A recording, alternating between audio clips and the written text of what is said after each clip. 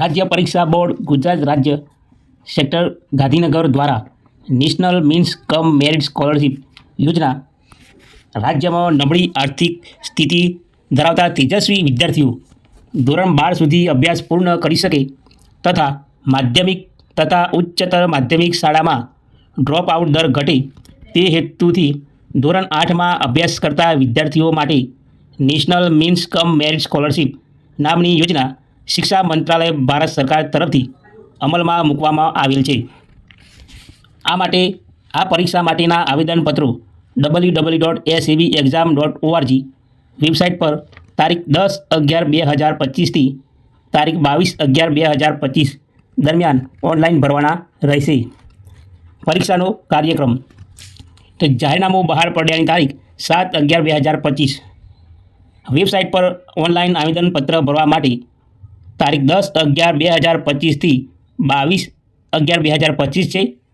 પરીક્ષા માટેની fee online ભરવાનો સમયગાળો 10/11/2025થી 24/11/2025 છે અને આ પરીક્ષાની સંભવિત તારીખ 3/1/2026. ત્યાર પછી શિષ્યવૃત્તિની રકમ પરીક્ષા બાદ જિલ્લાવાર કેટેગરીવાર નિયત ક્વોટામાં મેરિટમાં આવતા વિદ્યાર્થીઓને માસિક ₹1,000 લેખે વાર્ષિક ₹12,000 મુજબ 4 વર્ષ સુધી નિયત પાત્રતા ધરાવતા વિદ્યાર્થીઓને શિષ્યવૃત્તિ મળવાપાત્ર થશે.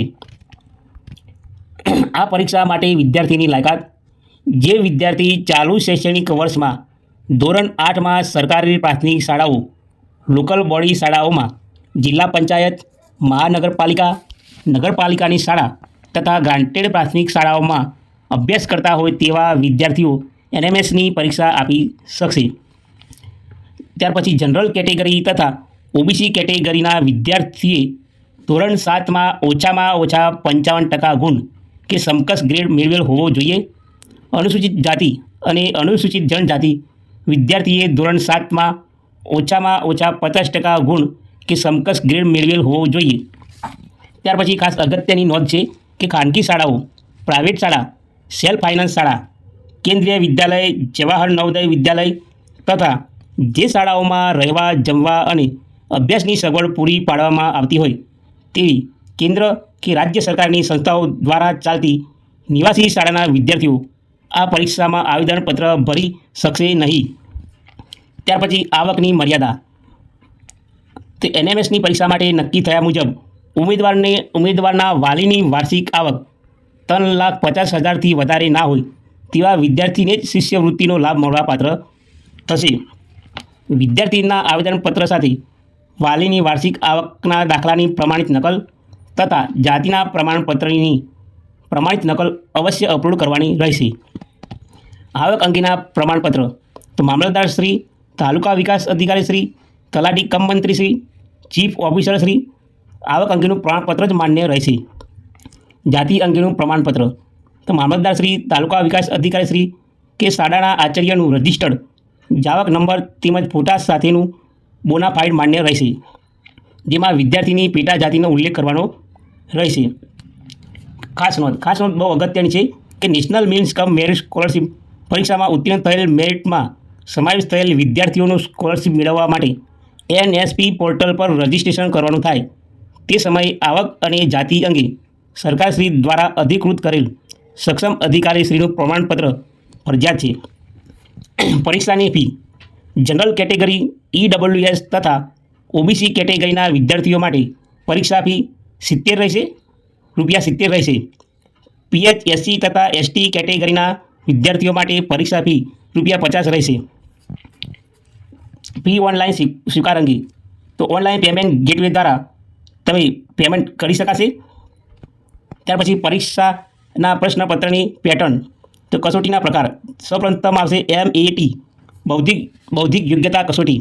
તેમાં 90 પ્રશ્નો, ગુણ પણ 90 અને સમય પણ 90 મિનિટનો છે.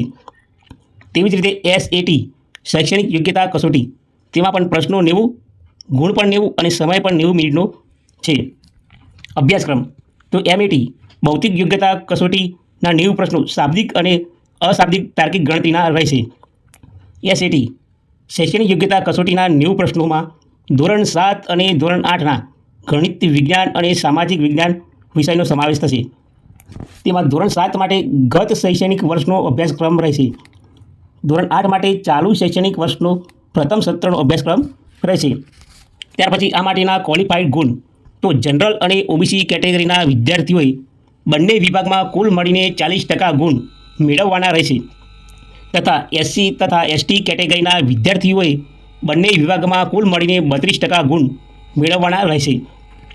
ક્વોલિફાઈ ગુણ મેળવનાર વિદ્યાર્થીઓ પૈકી જિલ્લાવાર કેટેગરીવાર નક્કી થયેલ કોટા મુજબ મેરિટમાં આવતા વિદ્યાર્થીઓ જ શિષ્યવૃત્તિ માટે પાત્ર ઠરશે. ત્યાર પછી કસોટીનું માળખું. પરીક્ષાનું માધ્યમ અંગ્રેજી તથા ગુજરાતી રહેશે. વિદ્યાર્થી જે માધ્યમ પસંદ કરશે તે માધ્યમનું પ્રશ્નપત્ર આપવામાં આવશે. આ કસોટી બહુ વિકલ્પ સ્વરૂપની અને વિવિધ હેતુલક્ષી સ્વરૂપની રહેશે. દરેક પ્રશ્નનો 1 ગુણ રહેશે. આ કસોટીઓના મૂલ્યાંકનમાં કોઈ નકારાત્મક મૂલ્યાંકન રહેશે નહીં. ત્યાર પછી ઓનલાઈન અરજી કરવાની રીત. તો મિત્રો, આ વેબસાઇટ ગુજરાત રાજ્ય પરીક્ષા બોર્ડની www.sabexam.org પર જવાનું રહેશે. ત્યાં એપ્લાય ઓનલાઈન બટન પર ક્લિક કરી તમારે આ પરીક્ષા માટેનું ઉમેદવારનું ફોર્મ ભરવાનું રહેશે.